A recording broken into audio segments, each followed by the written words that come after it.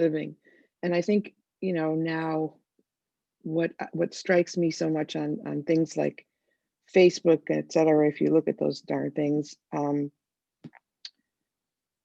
numbers of people that are trying to forget about this whole year and say that, whatever's coming is going to be better.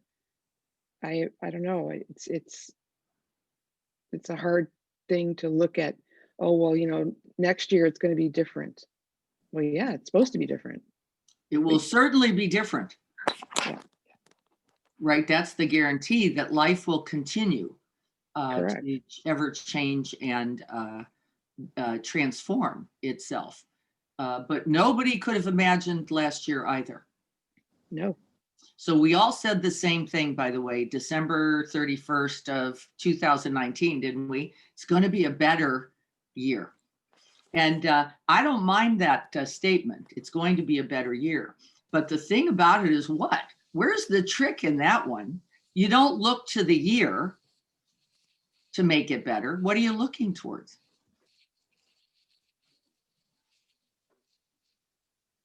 What is it you would have to do to make tomorrow, today, next year better? What would it require?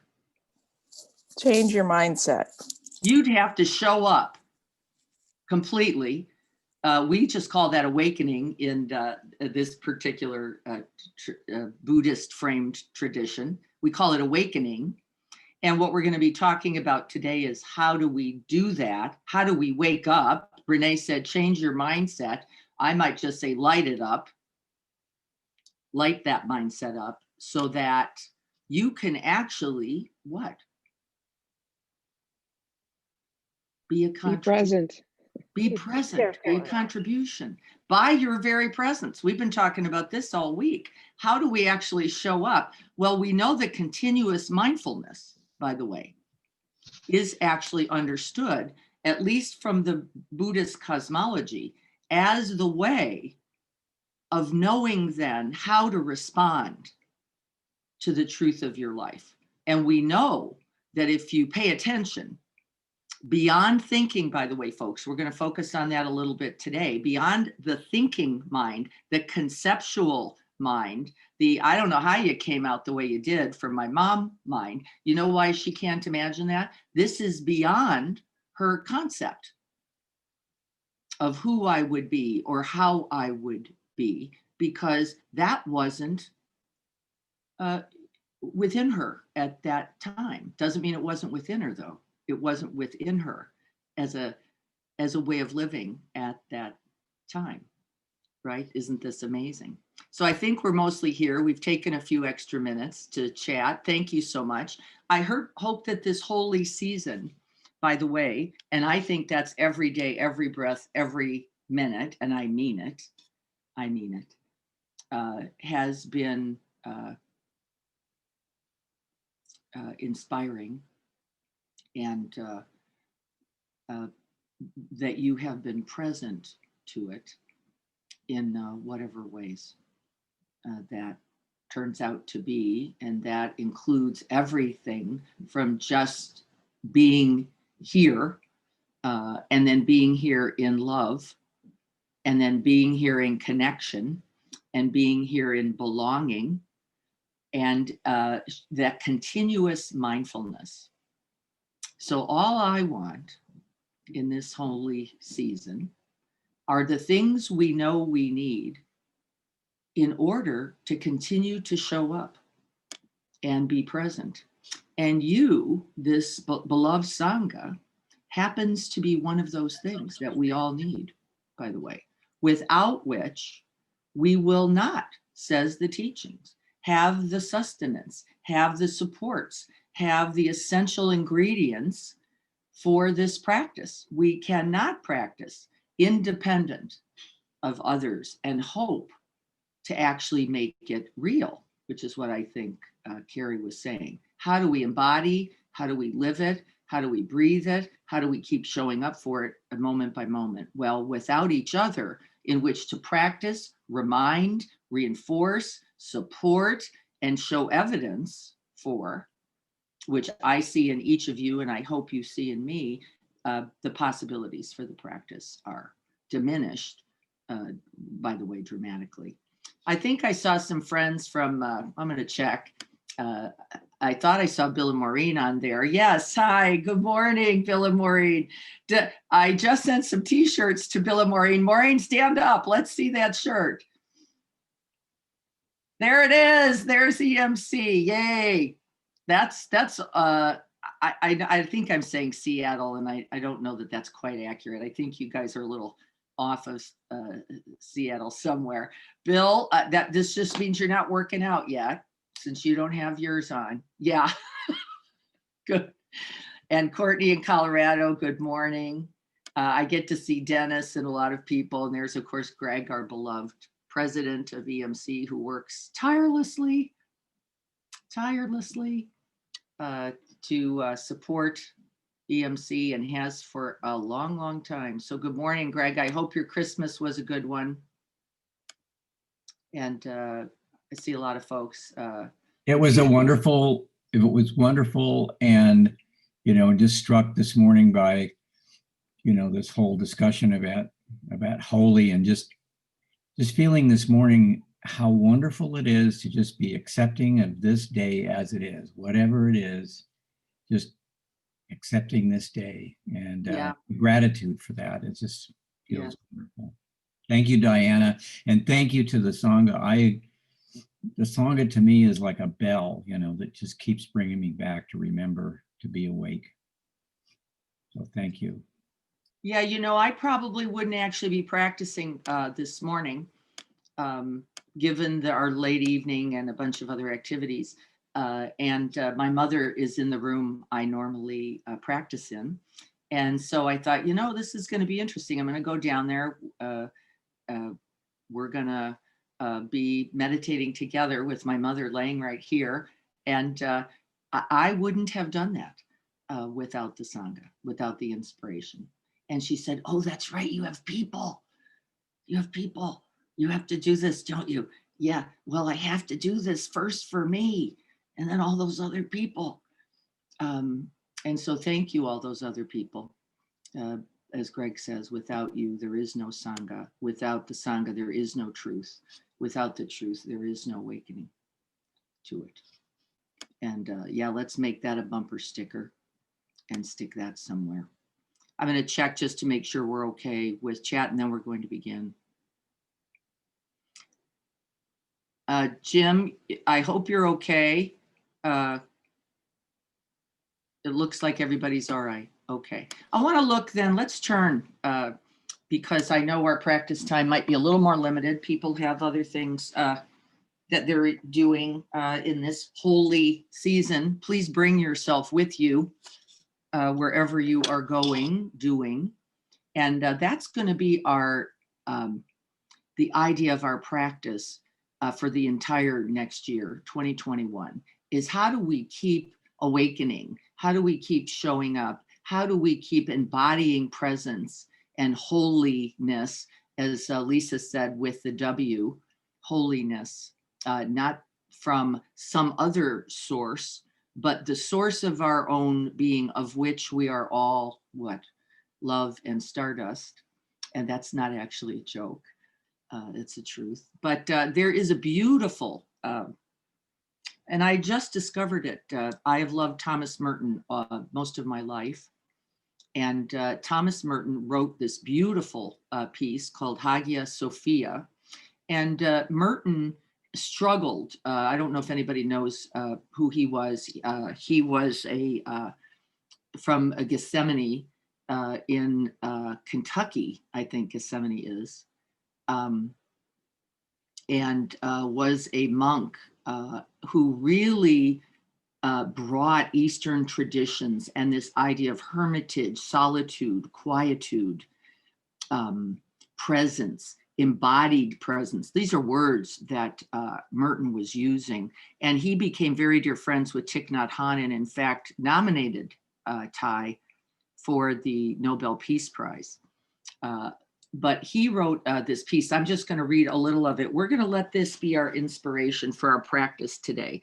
And then we're going to see if we can find the way to that embodiment. beyond the thinking, and this is what we all agree on, regardless of tradition. And I love this one Dharma. What we all agree on is that thinking about it is never sufficient.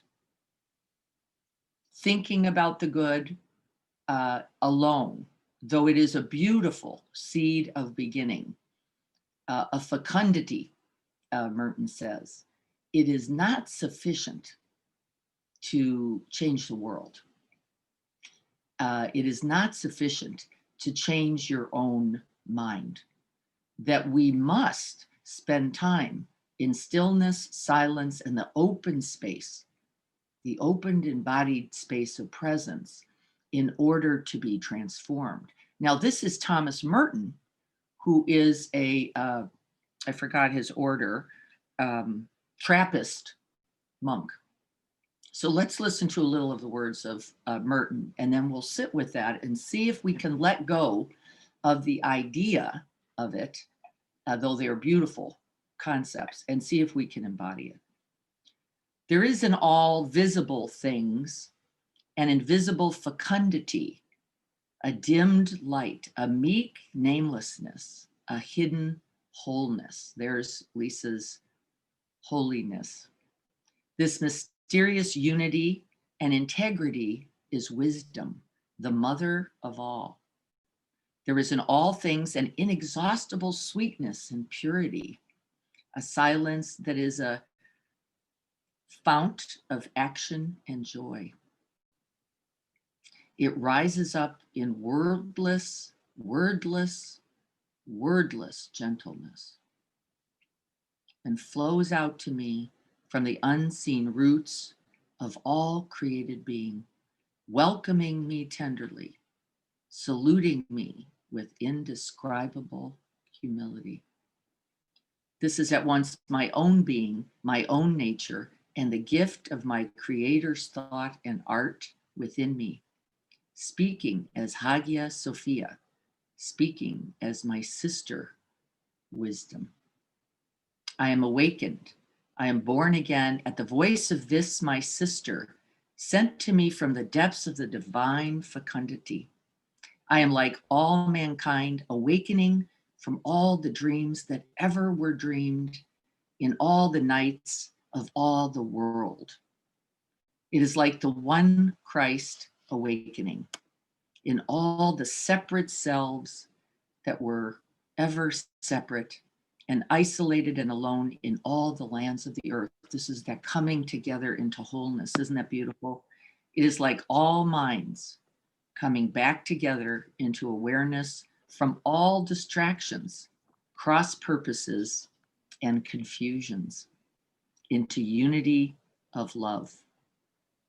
It is like the first morning of the world, this one, this first morning of the world, when Adam, at the sweet voice of wisdom, awoke from non-entity and knew her. He's talking about actually the joining of the masculine and the feminine here, which Merton struggled with considerably. This idea of lust and the wanting of the feminine. And so here he is, by the way, resolving it. He's saying, oh no, I don't have to reject it. I have to understand it more deeply. And like the last morning of the world, when all the fragments of Adam will return from death at the voice of Hagia Sophia and will know where they stand. O blessed silent one who speaks everywhere. Isn't that a beautiful line?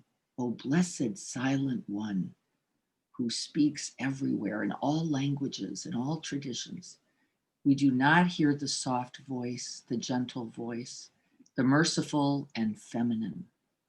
We do not hear mercy or yielding love or non-resistance or non-reprisal. In her, there are no reasons and no answers, yet she is the candor of God's light, the expression of his simplicity. We do not hear the uncomplaining pardon that bows down the innocent visages of flowers to the dewy earth. He was lived in a place, by the way, where irises grew in his hermitage, and he would wake up, and every morning they appeared to be bowing to the truth of this new morning. We do not see the child who is prisoner in all people and who says nothing. She smiles, for though they have bound her, she cannot be a prisoner. Not that she is strong or clever, but simply that she does not understand imprisonment. The helpless one, abandoned by sweet sleep, him, the gentle one, will awake, Sophia.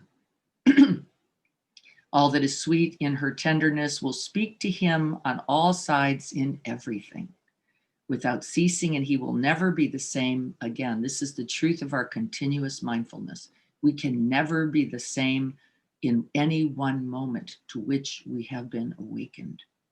He will have awakened not to conquest the dark pleasure, but to the impeccable, pure simplicity of the present moment, of one consciousness in all and through all, one wisdom, one child, one meaning, one sister.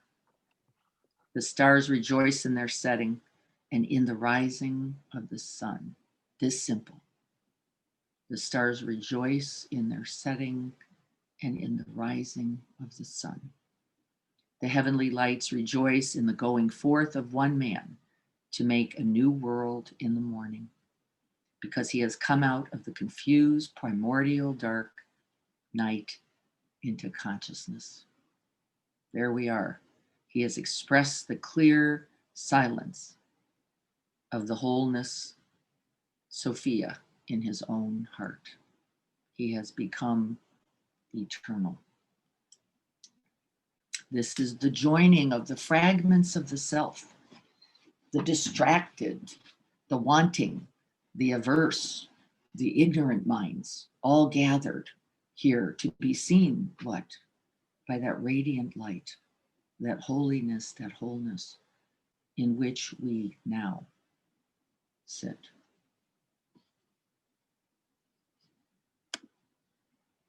So let's sit together.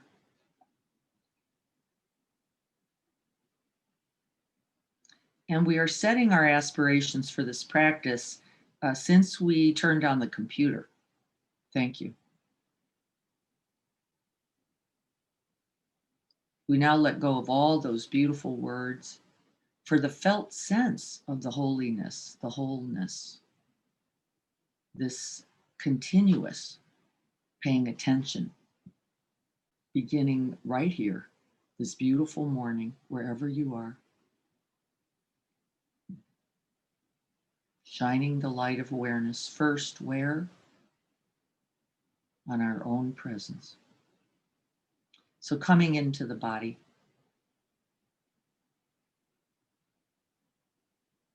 feeling the sense of silence, simplicity,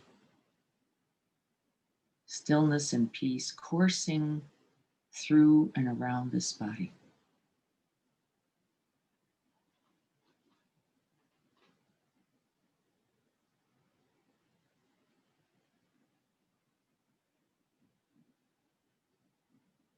And this morning, we're going to start right here at the heart center,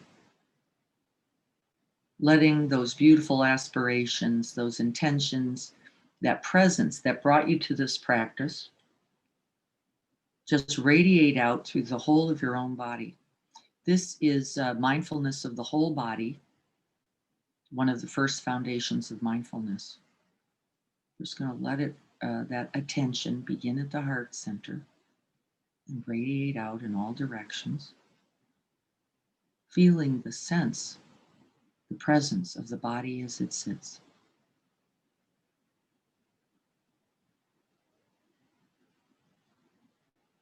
We take the concept and we make it real.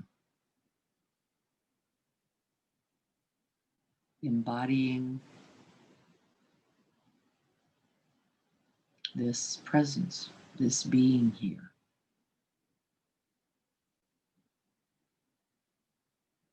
And then we infuse it completely with our love, with our generosity, with Dana Paramita.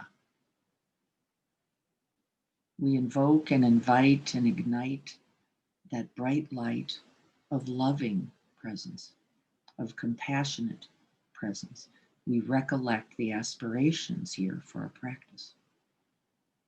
We've got the body, and now we invite in the awakened heart mind. May we cause least harm.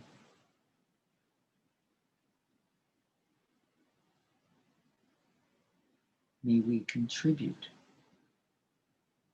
to that which is whole, holy, good, and godly.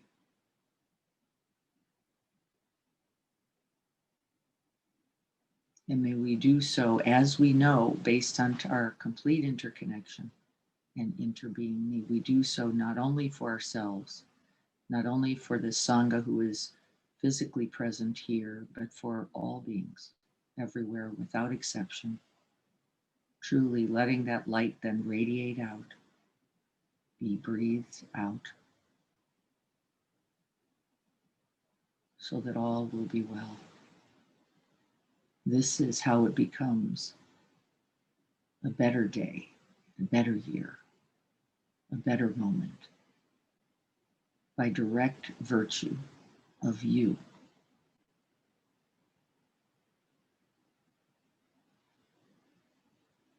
And this is what we all want.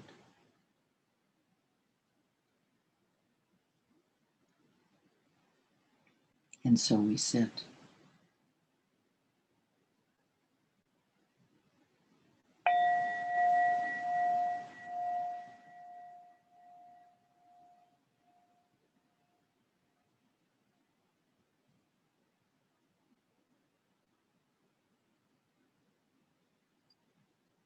And so we're going to begin to stabilize and make whole this distracted, fragmented, separated mind. This is the practice.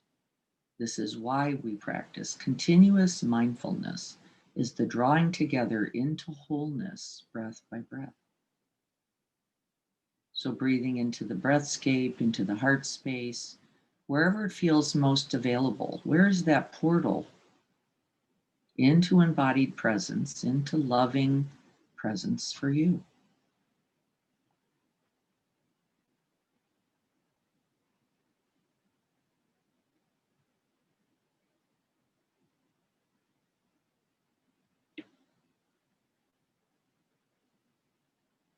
And in this very moment, we awaken from the dream.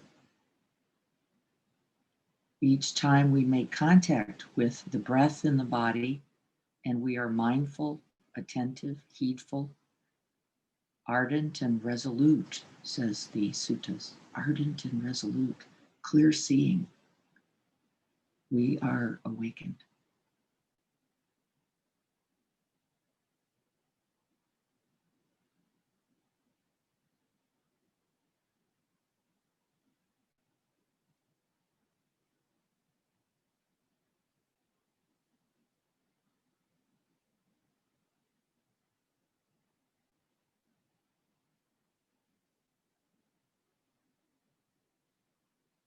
There's no better place to be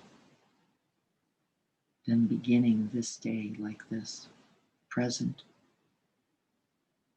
real, whole.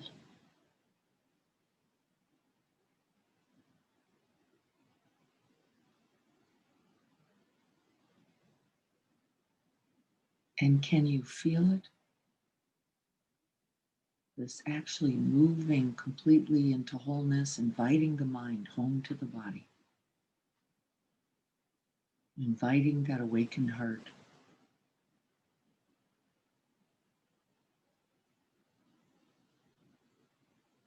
into presence. We breathe it all.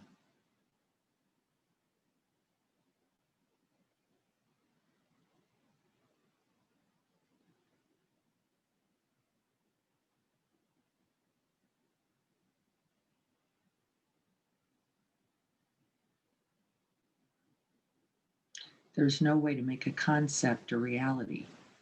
It can at best be a concept. We have to awaken, and that means there is a practice, a way of being.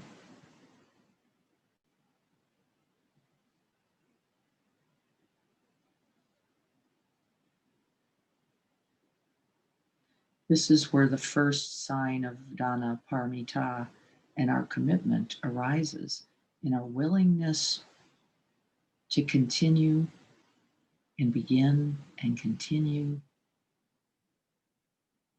attending to the breath just like this.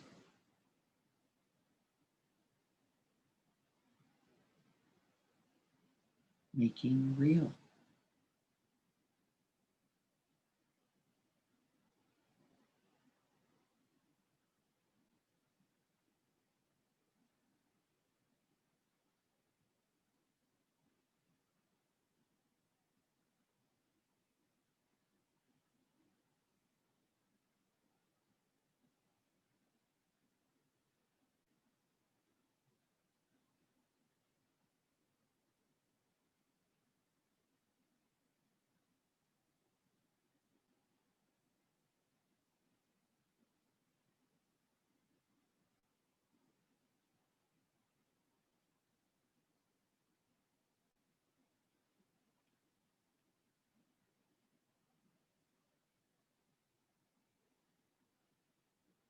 We gather the fragments of the mind one breath at a time. Invite them into wholeness.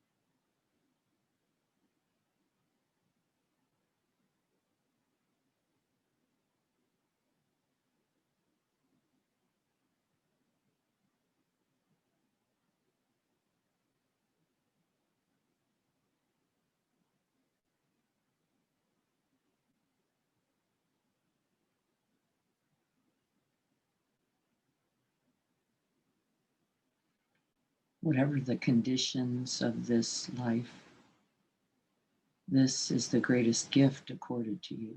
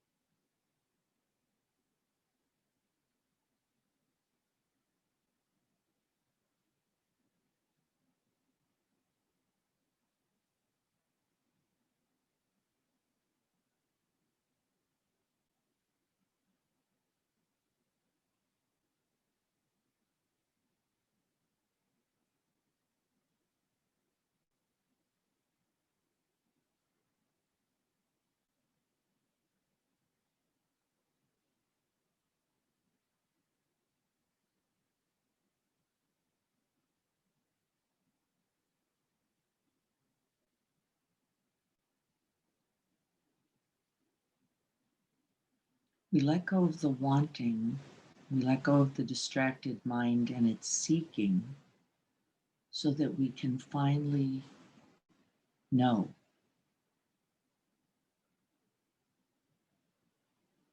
The gift of this precious human life lived right here, embodied, loving presence.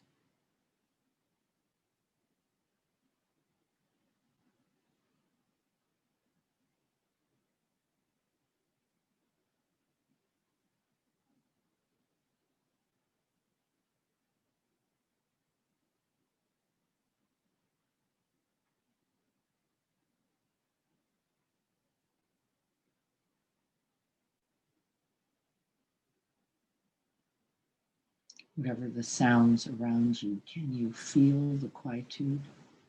that Merton was talking about, the one that invites the holiness, the wholeness.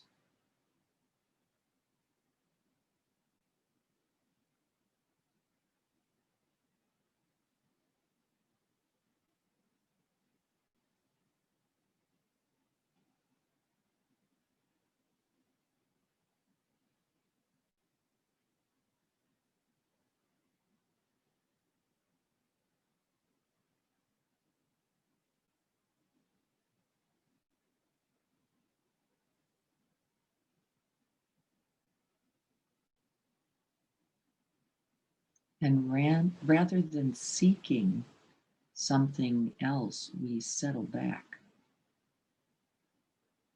We ease up, we lighten up.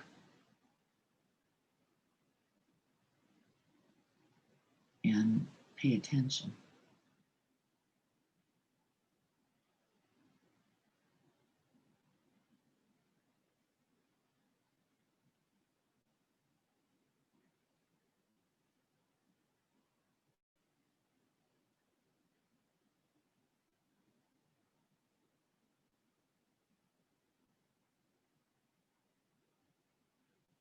We feel the gift of the breath being offered to us, and we send it out moisture, more whole.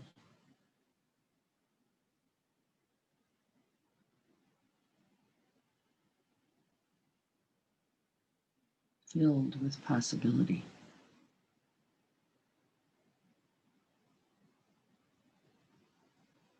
And the possibility is the awakening, this awakening, this breath.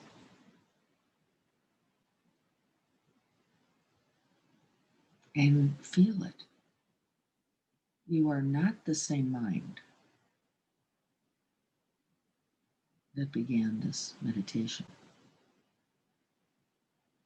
You are in that one mind, in that one awakened presence. Joseph Goldstein called it the one Dharma, the one truth.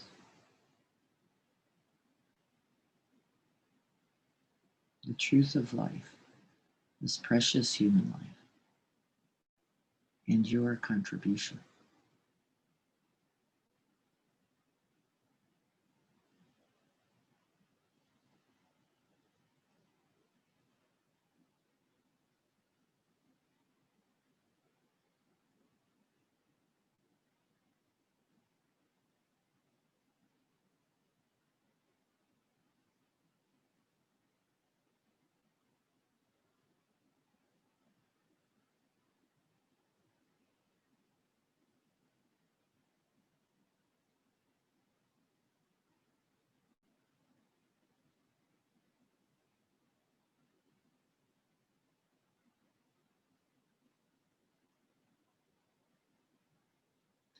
And part of the training here is to stay completely awake and not be lulled by the breath.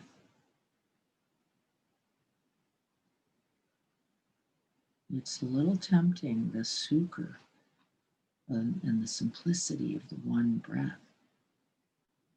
can have us go back to sleep. How do we stay most alive, most present? Means we begin to open beyond ourselves, that very embodied presence.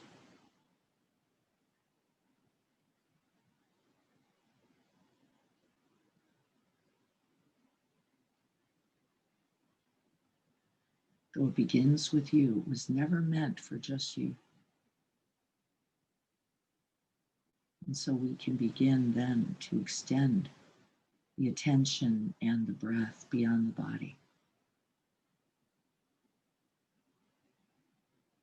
We can open into that infinite space all around. And often the object we can use is sound itself.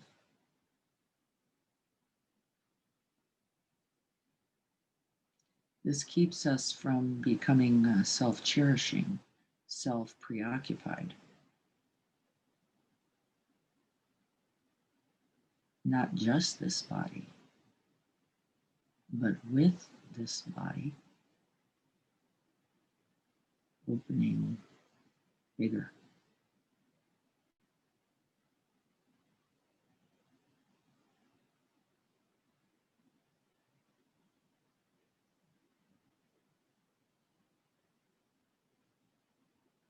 Expanding your attention now to include sounds, to include and never lose contact with the silence.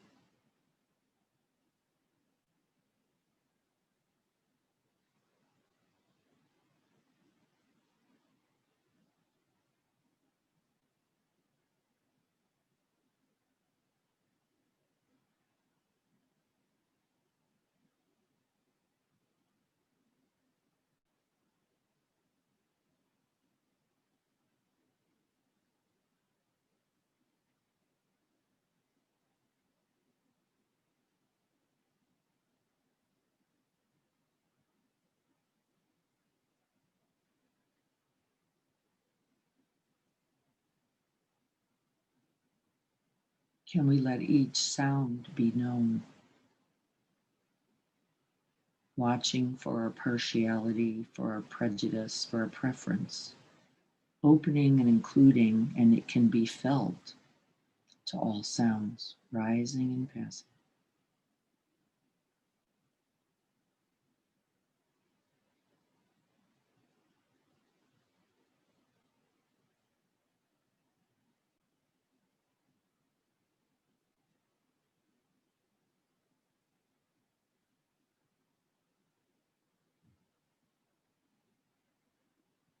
The breath is always available.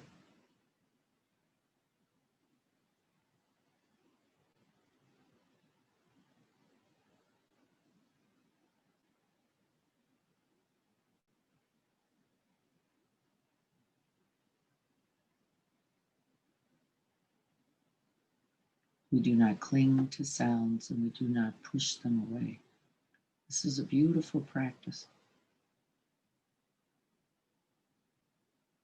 We breathe and open and include.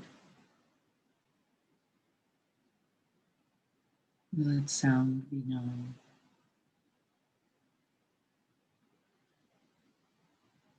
And we let it go.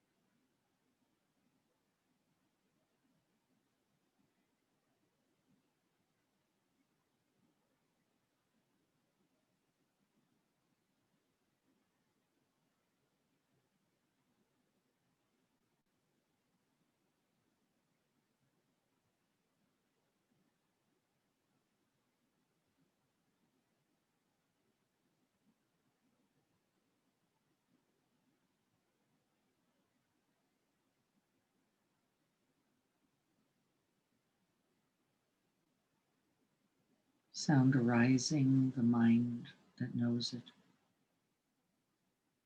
joining in wholeness.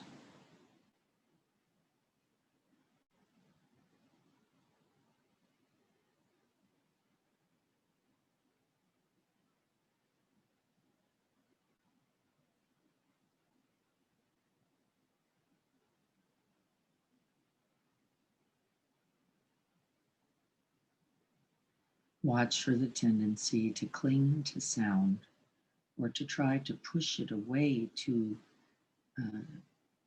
once again experience that silence. It's always here. It's what receives the sound, bears the sound, holds the sound.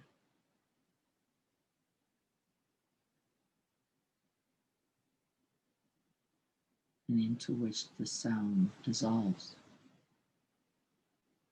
See if you can feel that.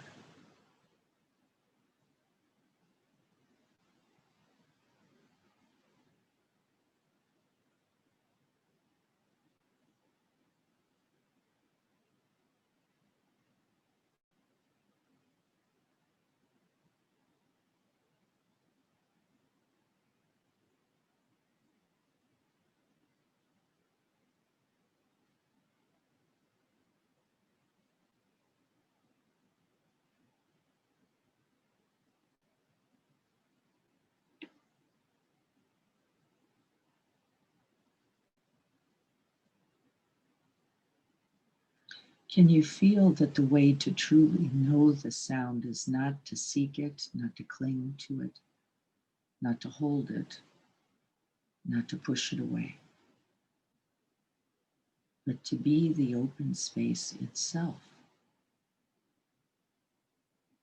the fertile soil of consciousness itself,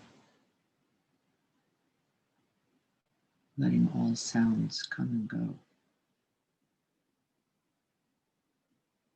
embodied presence.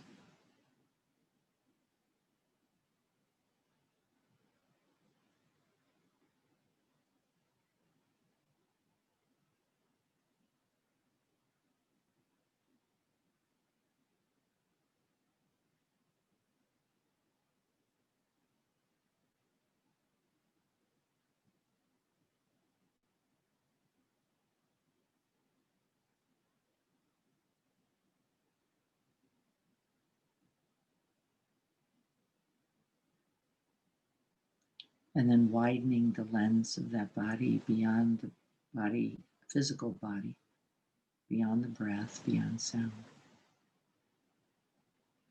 This embodied presence, now open, vast, luminous, empty like the big sky.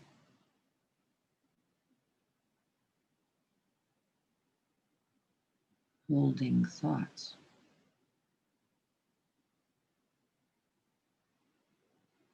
And if you have a picture of a sky in your mind, that is a thought.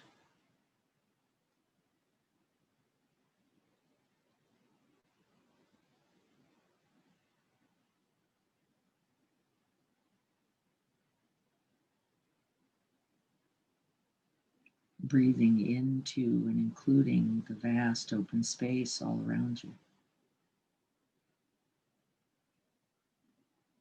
Letting thoughts like sounds, like the breath, like body sensations simply come and go.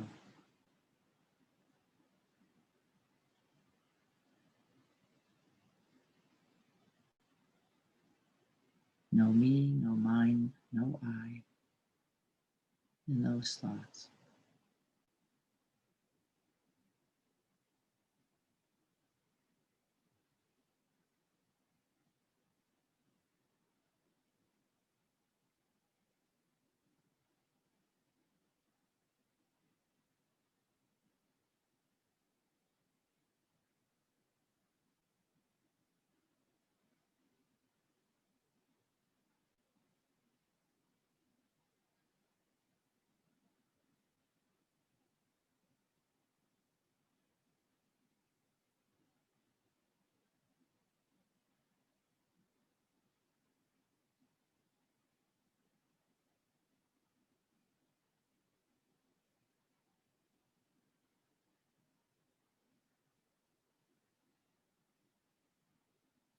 Thoughts about your life are not your life. Thoughts about the day is not the day. It is this opened, embodied experience to which we are awake and present.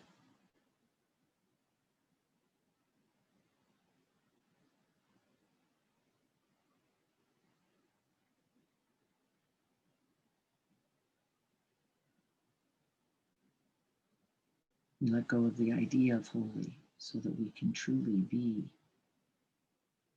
present and whole right here.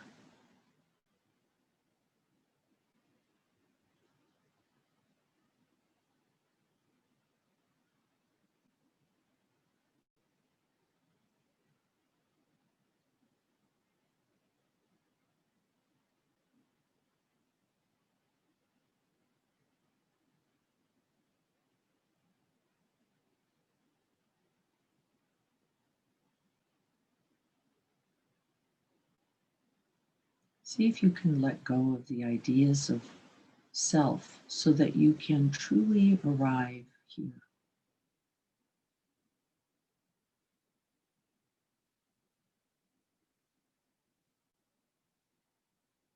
To this life, this one breath being lived through you. Nothing to reject or cling to, nothing to make whole. You are already whole enough.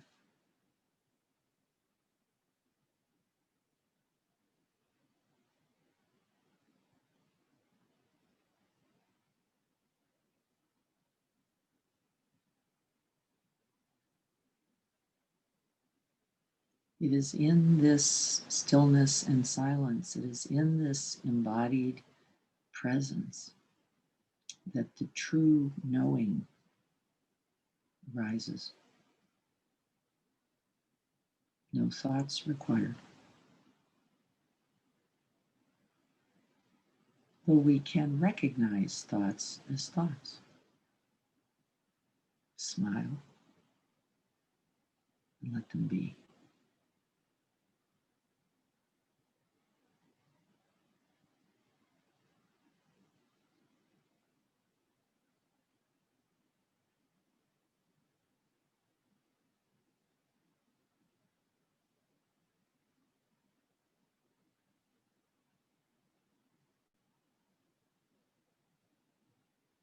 Pleasant thoughts, unpleasant thoughts, doesn't matter.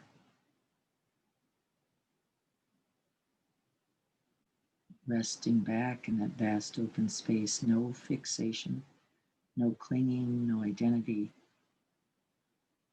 Just thoughts arising and passing. Held.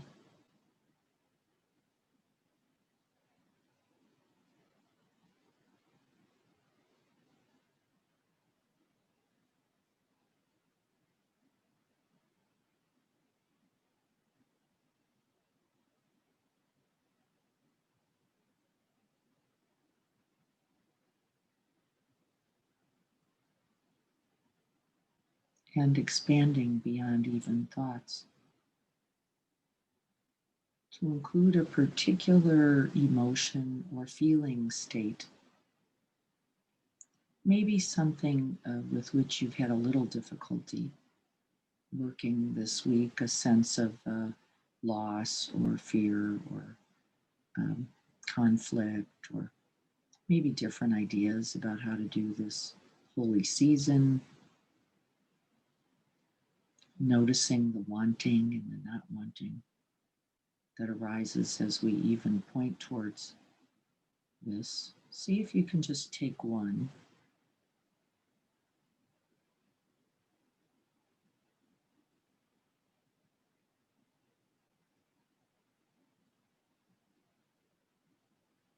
Maybe a sense of disappointment, a sense of grasping to what was. Maybe anxiety about what's to come.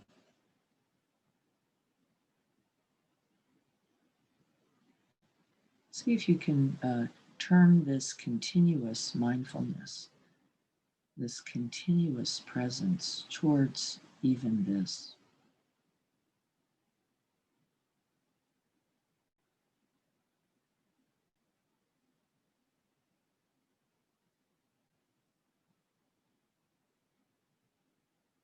You might notice a change in the body experience, physical tightness or contraction. Maybe, maybe not. You might notice a numbness, a slight quickening, maybe just a very slight dis-ease.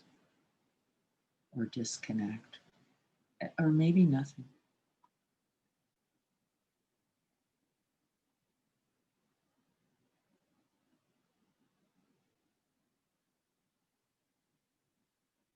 Feeling into the body of this emotion, seeing if we can stay present.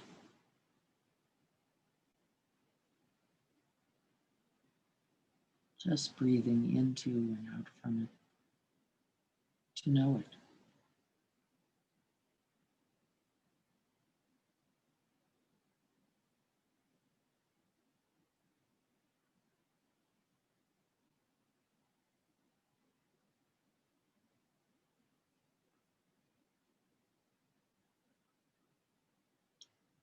And then maybe noticing a change in the breath. We can know this experience by the breath as well.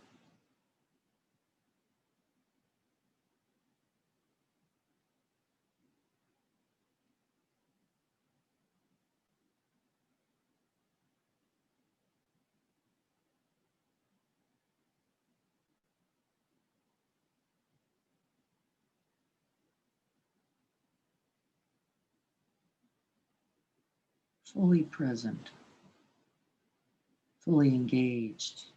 This is taking our continuous mindfulness and beginning to turn it into insight, not to be thinking about, but to be embodied and present to the experience.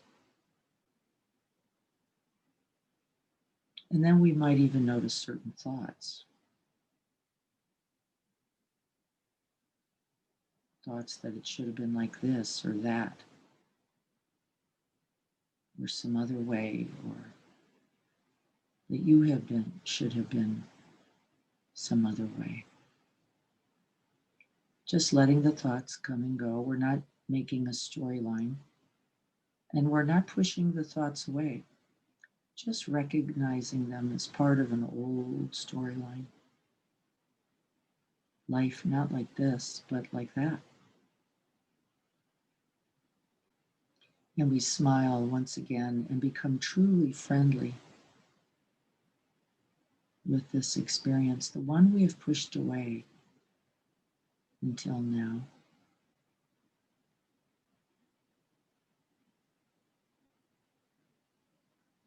Or pain or anger or confusion, doesn't matter. Not me, not I, not mine. Life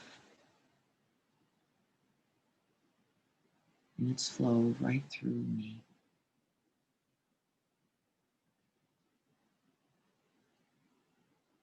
Mindful, attentive, embodied, loving presence.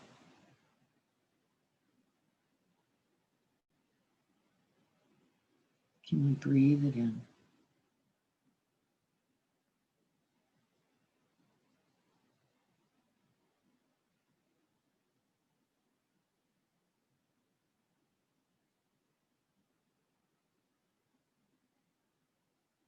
We have to touch the object. We have to know it completely in order to form relationship.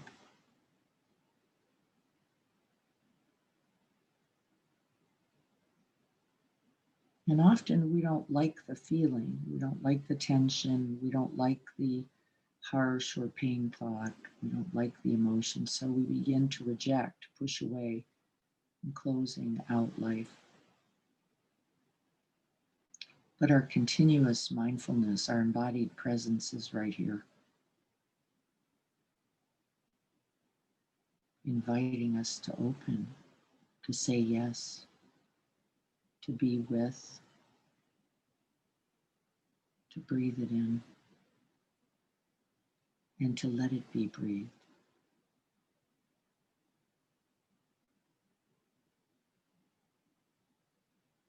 We shine the light into the dark, just like this,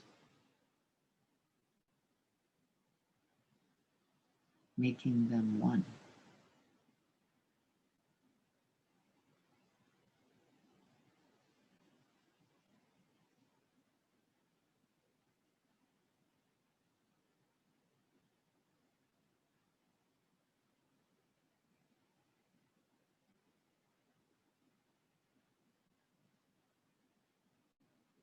And if you see the clinging and you see the pushing away, this is the insight. You can feel it directly in the body.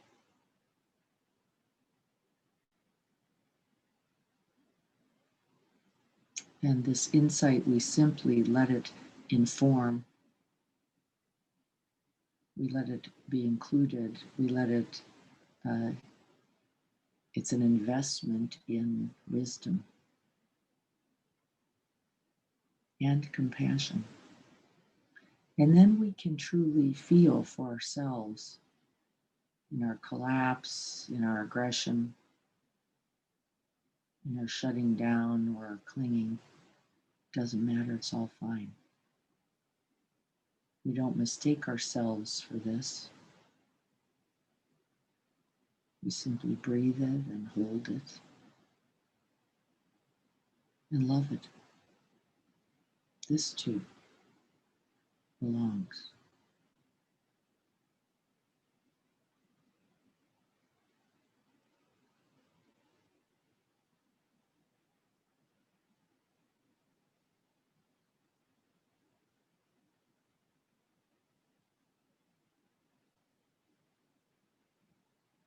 And let's stay with this and breathe it for a few moments. Let it inform you, but not through the mind and not through a thought, but this body, being, and presence itself.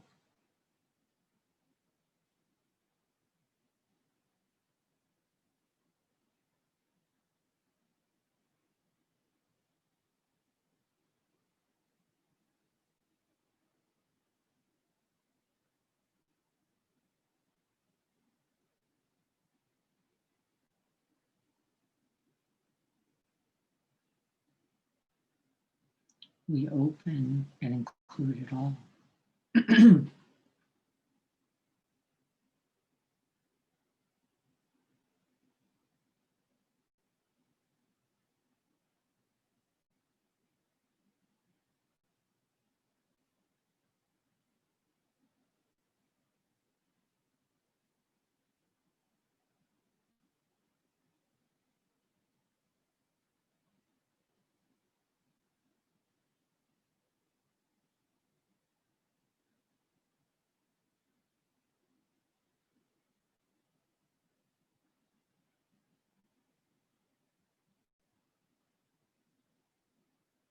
And can we truly allow ourselves to feel for ourselves, to feel that kindness, that compassion?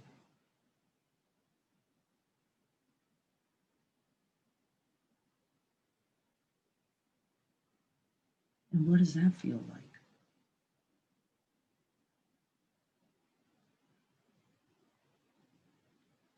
Can we activate this loving presence, this awakened heart directly for oneself?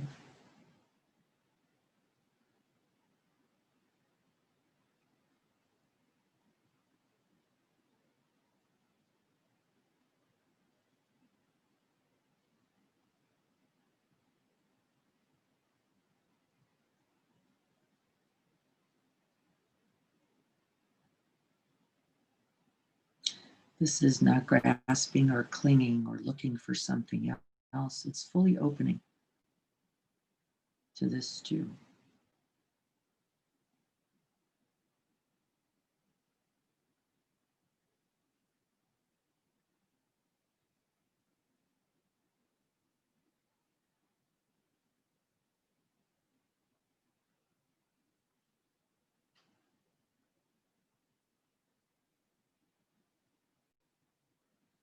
And from this moment, with being with ourselves and then others, we can imagine those others just like us who feel this too. We begin to make this embodied presence real.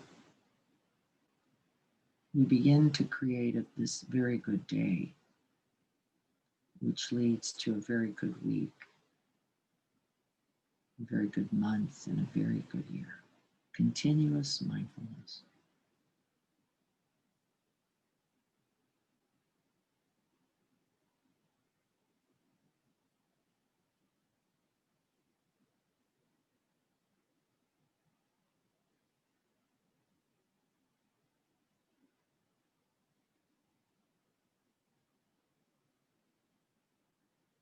And then for a moment, breathing in for all those, or this special one, who know this worry, this grief, this confusion, this anger too.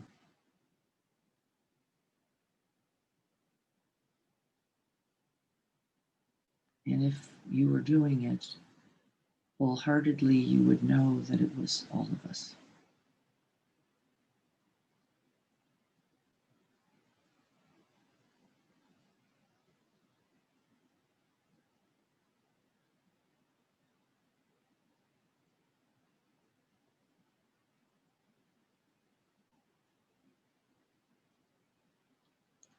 Inviting them all in.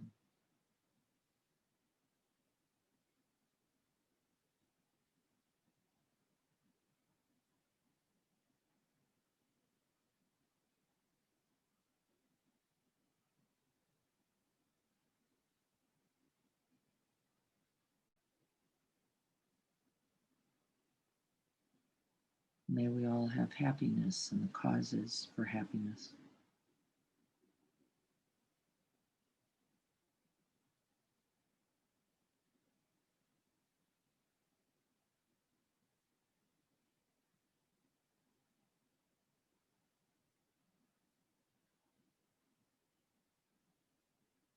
May we be free from suffering and the causes of suffering.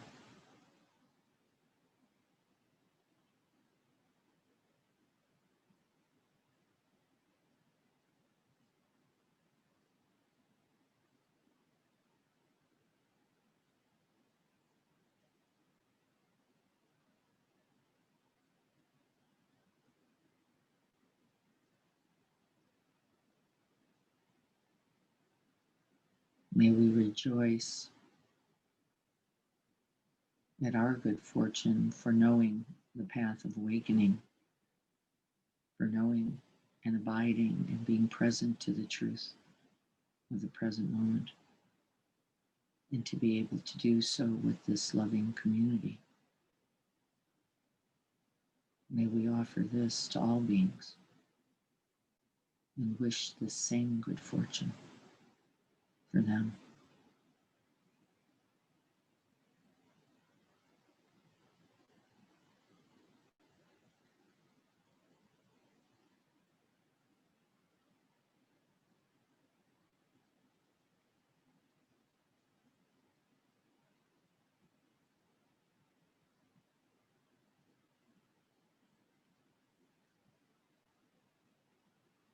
And may we continue to open, expand, and rest in equanimity,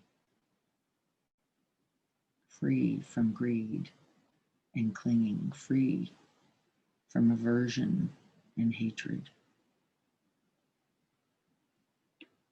free from delusion and ignorance that we are separate, that we are somehow not part of the whole.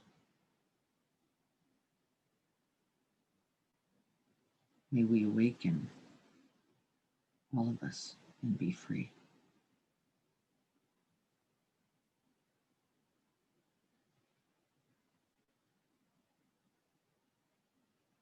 Breathing in the antidote to all the hindrances and all the afflictions, breathing it in, letting it fill the body, the heart, the mind, and then send it out.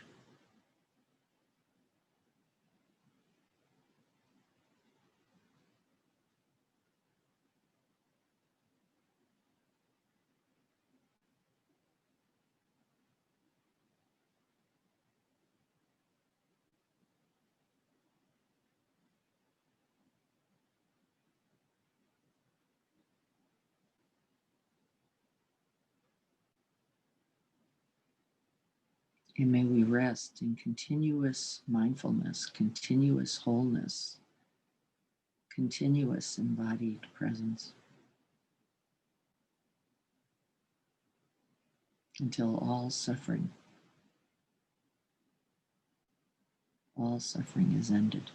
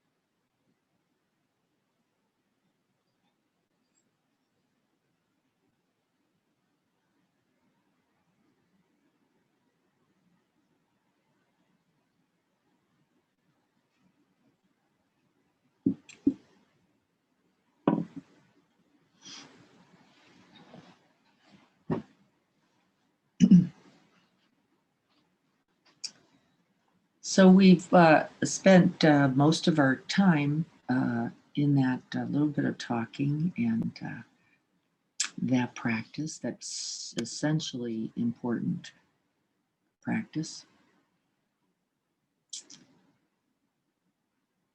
So I just want to check in on this, these insights that really are an essential aspect of this tradition, these practices. And we know also that these insights, this embodied presence, this beyond concept, non-thinking, doesn't come that way. It's why we practice, because we can spend the entire day and lifetime thinking about practice, thinking about goodness, thinking about holy, thinking about, and actually not getting any closer. And I've been an expert at this myself. And really get reminded over and over, it's not the way. That without this for myself, this essential supply, this essential touching in and being real in this presence, that the spinning mind just keeps spinning. And better thoughts, worse thoughts, we think we get it. Now we think we've got something really going on. And really all along, it's just more thinking. And the thinking does not hold you up. It does not have that capacity, not for you and not for others.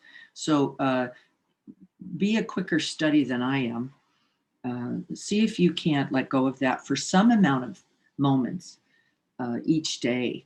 And really next year, I'm pushing a lot into that everydayness. How do we begin the day without it then? Without this embodied presence and getting into the body and then really opening into that crystal clear seeing, real presence of mind. And so come on, say hello. Tell me what you know about this. What is it you really want for Christmas, for this day? And what insights do you have about the path and the way to that? Leanne, it's good to see you too. Merry Christmas. I hope you and the family are well. Let me see. Greg's got something to say here. Maybe he will help enlighten us. In the meditation, you said, aware of the clinging. I was immediately aware of my clinging for something I wanted to happen and how it brings my suffering. Do we not all know this? Don't we remember as we get pointed towards it? Even clinging to the present moment, even clinging to the sense of wholeness, even clinging to things being like this or other than this. This is all the clinging nature of mind, and it is essentially guaranteed to cause us significant rope burn. If it could only be, right? If the family could only be, the partner could only be, the day could only be, if we could only be together, if we could only get rid of them, right? We've got a whole bunch of thoughts and ideas about how if only life could be different, we could finally show up, don't we? If only it could be different. No COVID, no Trump, no Biden, whoever your favorite enemy of the day, no, right? Then I'd actually be willing to show up for my life. Except what? The life we have is this one, and we show up for it all. Can we practice? Greg, you're here. I'm guessing you want to. Well, I was just, you used the word rope burn, which really, I like that word a lot. I know you've used it a lot, and it's, just aware of the fact that how, I guess my intention and my commitment to the practice really has a lot to do with that. And I don't want to wake up at the end of my life and realize that all I'm left with is rope burn. And that's so easy to have happened. Isn't it? It's so easy. And in fact, the more we stay in thinking, I would say the more rope burn we're actually likely to get. And I have a lot of compassion around that, having been with my brother and my father in their dying days, and recognizing that these believed thoughts will become your prison and you will be prisoner to them. And that the moment of death, though it is also a moment of awakening, if we have not been practicing the reality that we can finally spontaneously see things clearly, is not reasonable, though for sure, with the urgency of life and death, we can awaken every moment. And in fact, I saw incredible openings, and as well as opening to their pain, the pain they'd carried for lifetimes. And I know this is true for us all. Can we awaken to our life right now? As really part of this is preparation, isn't it? For when it doesn't look like this, which is just the very next moment. And aren't we all practicing showing up and letting go, and showing up and letting go, and showing up and being present and responding each moment? And I really want us to make this commitment. I know there are many of us who practice once a week, who practice when the Sangha's present, and I love that, and I want that, and I want to support that completely. And I want us all to commit in the new year to practice that is also just in the present moment of a day, and as continuously as we can begin to cultivate that. But I don't know how to do it if I don't start like this.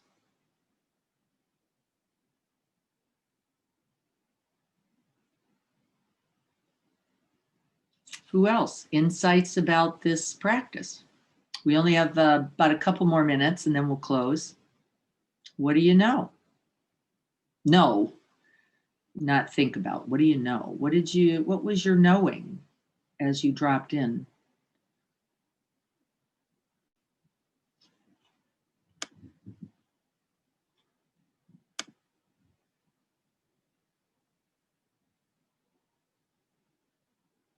I really worked on clinging to the idea of what Christmas should be and what it was wonderful and peaceful, because I let go of the control to make it a certain way. Can we imagine the grandiosity of all of us in this? And we all did it, didn't we? Yes, we did. Yes, we did. We all went, if only mom were here, if only dad were here, if only the kids could be here, if only the grandkids, if only we could have talked longer, if only they'd have been more grateful, if only, right? You have to know that quality of mind. It is not to avoid it, not to get around it, and not to not have it. This is not helpful. It is not helpful. Could you feel the contracted moments? They're necessary to see where we in fact are clinging, not to not cling, to see the nature of the clinging mind, and to ultimately be free by virtue of seeing it. Oh, and then I wanted my husband to say this, and then I wanted him to stop doing the dishes and to come back into the room, and then I wanted the kids to stay, right? It's to see it and to liberate by virtue of actually seeing and knowing, not by trying to get around it. And we're all spiritual bypassers. Don't believe you're not. We all are. If only I could somehow get around that. No, that's not the way. The path is to see the very clinging that Leanne is also talking about, the wanting and the not wanting nature of this thinking mind. But also remembering what? The one, the collective one that holds it and can say, yes, I can even see my clinging and smile. I can even see my disappointment, right? And laugh out loud. Yes. So getting back to wholly, I mean, to me, it's Yeah. just wholeness. It's being completely whole, right? Isn't it? Can't you feel it when you're there? I do. I know. Don't you know it completely, Greg? I do. I absolutely know it. And then I go, how do I go around all day in some fragmented shard Right. of presence, when I know this. And I'm going to be pushing us, especially with the book we're going to be looking at in the new year, Real Change, to embody this continuous mindfulness every breath and moment, because we know it already. Most of us have practiced long enough to go, where else am I? What am I doing? How do I get caught up again? Well, right, losing momentary mindfulness. I see something from Jim here. Let's take a look. I feel the urge to think more about this. Thanks, Jim. Yes, don't we? Don't do it. Don't do it. Don't think anymore about it. It won't serve you. And again, I'm a great thinker. I could think all day long about it, just about everything. It doesn't work. Trust me on this. There's no thought big enough. No thought big enough to hold it. And Merton knew it too. He said, oh, all these thoughts, all these amazing thoughts, forget it. You better find a way to show up in wholeness, in that holiness, in that presence. This is it. And it's why he chose to be alone, which was very inconsistent at the time with the Trappist tradition.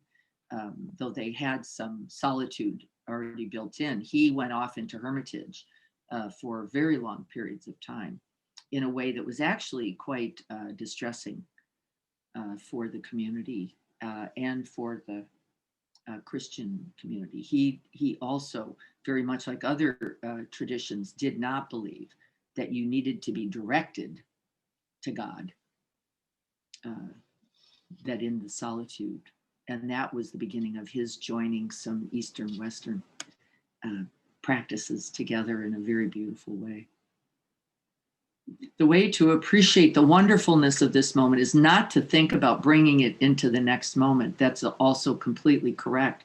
And it really requires an essential, noble practice, doesn't it, of letting go each moment in order what? To be empty enough, really empty of self enough to open to this moment. And boy, what a practice that is. And don't we say the slow dying of each breath and moment, right? A death in some amazing way, because we have to completely empty and let go in order to completely show up to the next. And look at how often we don't do it. We go right into the next one and then right into the next one. We create really this swarming toilet bowl of thoughts about the next and actually never arrive. Isn't it true? Right, Bill Moran? We never arrive to the present moment because we're loaded. We've already got the bullets in the gun. So arrive to what? Just another idea about the moment, just another belief thought about me and how it should be and how you should be and how life should be. And in fact, never arriving for the whole of a lifetime. And that's exactly right. It does require one of the noblest practices of letting go each breath. Exactly right. And not so easy because, right, letting go, like a free fall into what? Well, you don't know. That's exactly right. You don't actually know. I know, and you know, though, that in our presence, it's the best it's ever going to get. Whatever that is, right? And then we don't make, there is no better year by condition, external condition. There is no better day. There is only the day in which you arrive and you show up and you are present and then you are responding. That's it. That's the best day you're ever going to live. That's the best year you're ever going to have. Let's do it together. Every breath is the point. Not so easy. It's Ryan, yeah. Would you say not so easy? And the simplest thing ever. Right? Simplest thing ever. And yes, not so easy. Lisa, you're saying something about this. Let's see. Yeah. And when we get stuck, this is why I always end with that essential compassion, right? For every moment, we know we couldn't actually let go, empty and open, and then let go, empty and open, and then let go and empty and open again and again. Continuous beginning, continuous practice. And I want us to spend the weekend really holding ourselves to the fire of that intention, to really show up first, take a few breaths, pause at the precipice, see what's really here, and then see if we can't respond to it. What a beautiful way to spend a day, a moment, a breath, and a life, just like that. Yes, thank you. Anybody else before we go? It's 8:58.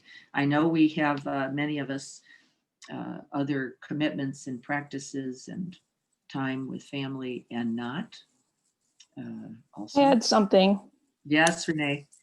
I know this is going to sound strange, but when you were talking about the community of the Sangha and of the Sangha, and how to feel that togetherness, that oneness, the openness, the consciousness of that's it reminded me of Dr. Seuss's Whoville. Yes. Yes. And it reminds me always of the world holding hands in a big circle.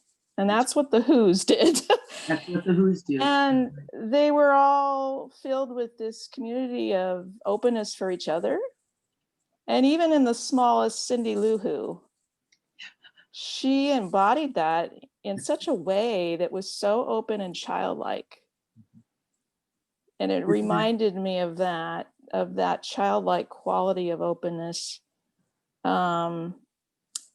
So that's what it reminded me of. Yes. And it's because beautiful. sometimes examples like that help me to really understand. Yes, that's beautiful. It's absolutely also completely correct. And what a radical, folks, risk it is to show up childlike, empty and open like that. No armor, no barrier, no thinking in front of you at all. Just arriving. Yes, look at its beauty and look, radical risk. The most exquisite risk I know is to show up. And, but it's the only way, isn't it? Only way to true joy, peace, contentedness, wholeness, holiness. That's it. There is no other. Give up all the game, give up all the ideas for that. Childlike wonder and presence. That's exactly our work. Thank you, Renee, for that. And actually, I have that book.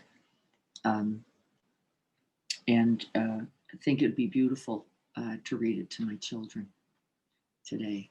Well, not so childlike in their way, but all of us, can we see the childlike and respond also, by the way, to the child in each of us. I think this is also the essence of Christmas, by the way. It is the wonder and the beauty of that childlike beginning again and beginning again and beginning again also. Just like that. I saw something and then we'll get ready to sit for our ending. You're so welcome, Dia. Happy Holy to you and to us all. Let's sit together for a moment. We're going to be talking about the 7 factors of awakening on Tuesday. When I think about what is it I really want, the truth is I want to awaken and be present each moment. And we know that there are some factors of mind, qualities of being that help us accomplish that aspiration without seeking. And so we'll be reviewing that Tuesday morning. It's good to see you all. Let's sit together for just a moment, gathering that one heart mind again. Drawing into the breath. Settling and releasing the body. You can begin right here with Bill and Maureen's idea. We're letting go each moment. I like to begin right physically. I don't even start it with some idea of mind. I simply just soften and relax the body. make myself available with this beautiful instrument of the human body to feel, sense, see, hear, smell, taste, touch the aliveness of this moment. May we draw all this goodness, all this wonder,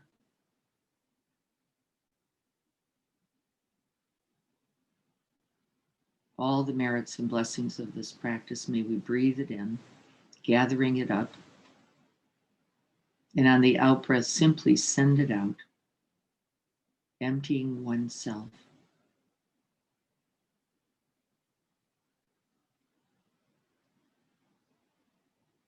To all those who might benefit. And that would include us all.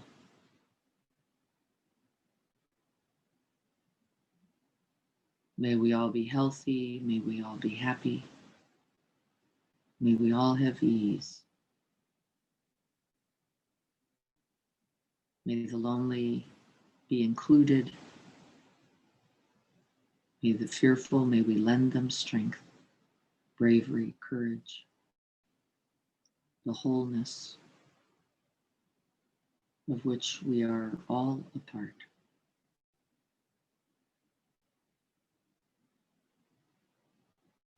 May I be the doctor, the medicine, the nurse, the boat, the bridge, the raft. May I be whatever is needed in the present moment by truly being present and seeing, breathing, knowing.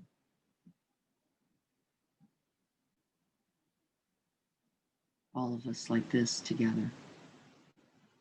The path to true happiness and freedom. May we open our arms wide and wider and wider still. Letting all the world fit in.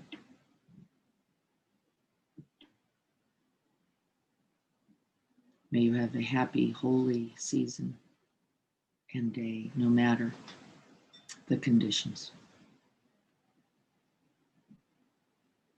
The condition of you, the condition of your presence can set it right. And may it be so. So be it.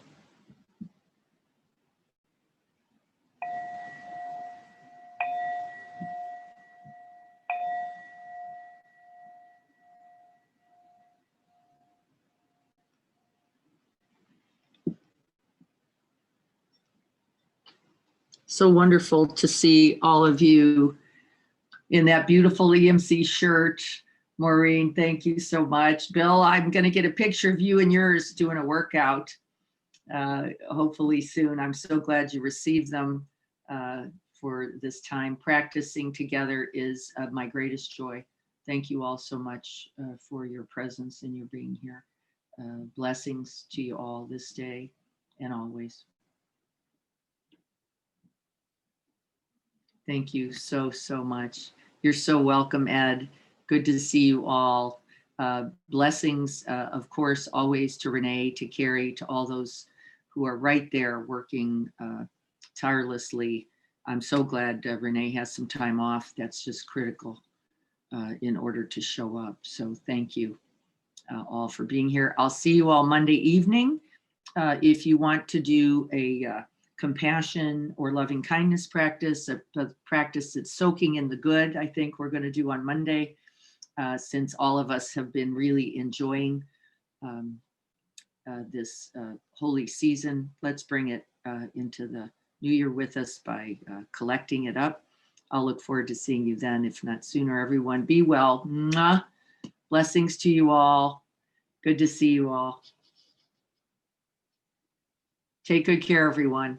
Enjoy the day. It's gorgeous out there.